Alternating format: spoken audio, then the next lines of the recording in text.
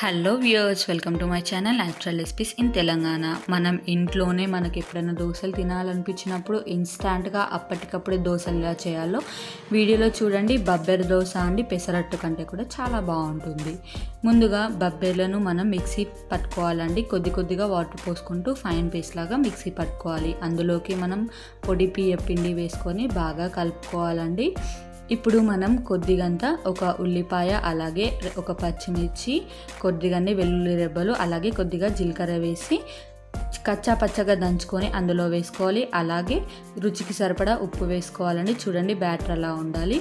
చట్నీ చేసుకోవడానికి కావాల్సిన పదార్థాలు, అలాగే మనం ప్యాన్ పెట్టి ఆయిల్ హీట్ అయ్యాక పచ్చిమిర్చి కరివేపాకు వేసుకొని అందులోకి అవి వేగిన తర్వాత మనం పల్లీలు వేసుకొని బాగా వేయించుకోవాలి. అలాగే ఫైన్ పేస్ట్ లాగా మిక్సీ పట్టుకోవాలండి. మీకు ఏ టెక్స్చర్లో కావాలనుకుంటే అలా మిక్సీ పట్టేసుకొని పోపు పెట్టేసుకోవడమే. ప్యాన్ హీట్ అయ్యాక చూడండి మనం దోశలు ఎలా వేసుకుంటామో అలాగే వేసుకోవాలండి. కొద్దిగా ఆయిల్ మనం ఎక్కువ పోయాలండి. అలాగే ఎక్కడెక్కడ అయితే గ్యాప్స్ ఉన్నాయో అక్కడక్కడైతే ఆయిల్ పోసేసి దోశ పైన మనం ఆనియన్స్ వేసుకోవాలండి. మీకు ఆనియన్స్ ఇష్టం లేకపోతే స్కిప్ చేయొచ్చు.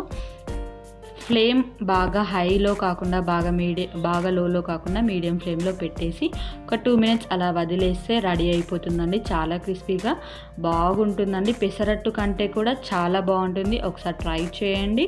నచ్చితే కామెంట్ చేయండి.